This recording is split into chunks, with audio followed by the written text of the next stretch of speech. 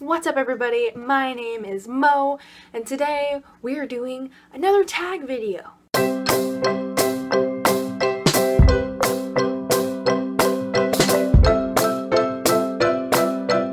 Today we are doing the book courtship tag. I've seen this tag done a few times in my subscription box, so I figured, hey, I'll give it a go. But I will leave the original, like the person who created the tag, in the link down below so you can go check out their video. Alright, let's just jump right into the tag. And so phase 1 of the tag is initial reaction. And it is a book you bought just because of the cover. So you see a book with a beautiful, beautiful cover and you buy it because, hey, that's a nice cover. It's gotta be a nice book, right?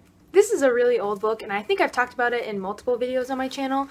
Gamer Girl by Mari Mancini, actually, I believe. Yeah, Mari Mancini. I love this book so much. It's good. I like it a lot.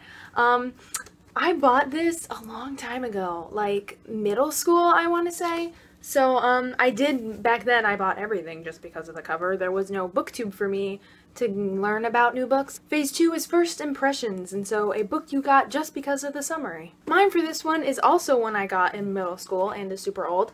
Well, it's a brand new copy because I just got another copy of it. Anyway, is Birthmarked by Cara M. O'Brien. Every video I talk about this book, I struggle to say the name.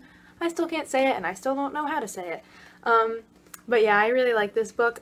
Here, let me read. It's like a little, it's not the whole summary. It was these lines right here. And they say, "You can't take my baby, she's mine. You'll have others. You'll get to keep some, I promise. Please, not this one, not my only. What have I done? You've provided a great service to the Enclave." I don't know, the whole idea of it really intrigued me because, you know, there was never anything I had ever seen that was similar in plot. Phase 3 is Sweet Talk, and it is a book with really good writing. And for this one, I know it right off the top of my head. I don't even have to... There's a hair on my arm.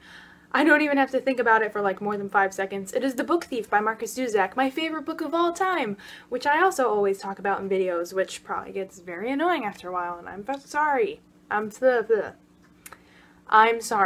The writing in that book is so good.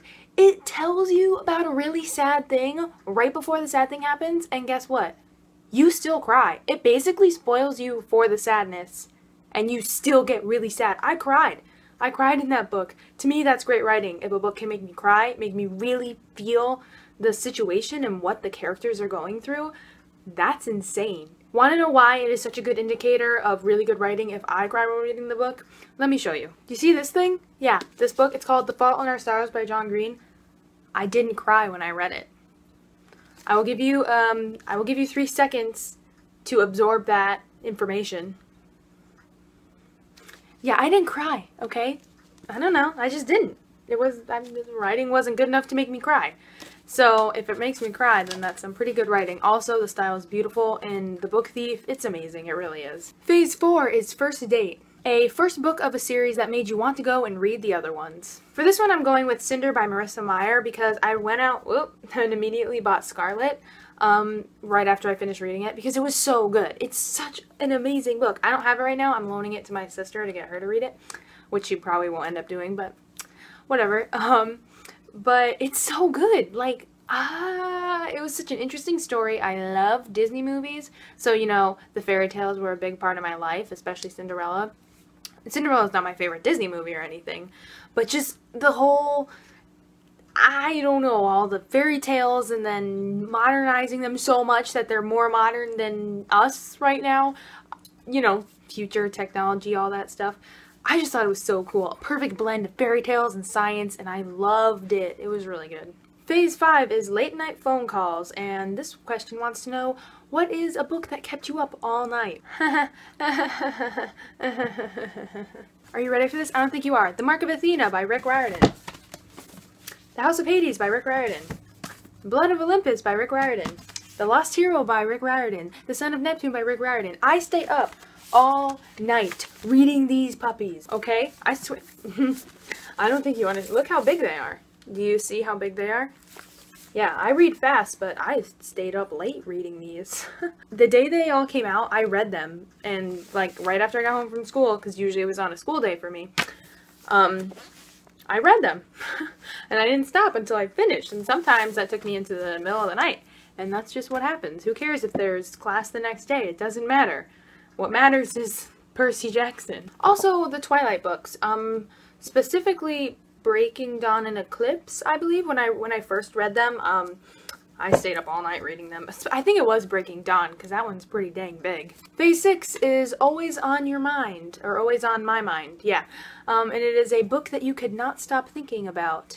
A book that I cannot stop thinking about is The Hunger Games and the series. I don't know exactly which route to go with this one, but I'm pretty sure that's the one I'm gonna go with. Hunger Games, it makes you think about a lot of things. There's post-traumatic stress disorder, all this stuff from the war, and all these children that went to fight, and I actually have them, hang on. They don't have covers because I don't actually know why.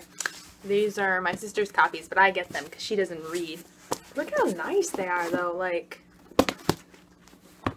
they're naked. They look pretty good. Anyway, they make you think about a lot of stuff, and they're very interesting. I think, that this trilogy is going to be, or at least the first one, is going to be, books that you read in, like, high school. Like, to replace frickin' Scarlet Letter and all that crap. I think these are going to be the new ones, in the future, not like super recently, obviously. It's not going to happen anytime soon, but that's what I'm anticipating, because there's a lot you can draw on in these books. And you just think about it a lot. You think about the deaths of certain characters a lot. These books make you think. And the blue is washing me out, sorry. Or no, not washing me out. It's making me, like, green. That's weird. Anyway. Question 7 is Getting Physical, and it is a book that you love the way it feels. And for this one, it is the book Scarlet by Marissa Meyer, because, like, this is like, I can't think of the word, but it's like the text is risen, and it feels really cool. Like, you can feel it. And then, this right here is like, what's the word? Like embossed or something, but as you can see, like, the cape is shiny. So it feels cool to the touch, and then this is very smooth. Question 8 is Meet the Parents, and it is a book that you would recommend to your family and friends. Besides The Book Thief by Marcus Zuzak, which I recommend 10 times over to everyone I meet, but I would recommend Ms. Marvel. This is Volume 1 No Normal, and I recommend this to a lot of people. Whoa, I almost dropped it. I have to get my best friend to read this. Amelia, if you're watching this, read the comic, please. It's so good. I don't know when the other ones are coming out. I should probably figure that out now that I'm thinking about it. Phase 9 is thinking about the future. So what is a book series that you will be rereading in the future? That you think you will be rereading in the future, I should say. A series that I will definitely be rereading many times in the future, many times, is the Gallagher Girls series by Allie Carter. I think I've talked about these series before. I think I mentioned them in my unconventional book recommendations video. This series is so good. I love it so much. It just keeps getting better. Like, from here up, and I am missing one book, by the way. I can't remember the name of the one I'm missing, but I'm going to get it eventually. But anyway, I love this series. I reread it constantly. I love rereading books, and so this series is a good one to reread. Phase 10 is Share the Love. Who do you tag? And I'm going to tag Accio Reviews. I don't read Harry Potter. Did I say Accio right? I just recently discovered Sophia and her lovely booktube channel. Oh my god, go check her out if you are not subscribed to her, because she's so funny and I love every one of her videos. She's also a huge fan of Marvel, and like, I mean, what is this? What is everything else in my room? What is my favorite movie? Avengers, by the way. Whenever she mentions anything about Marvel, I get like really excited because I'm a loser nerd like that. Now that I've made things super weird and probably awkward for everyone else, I'm going to go now because that is all the questions in the tag.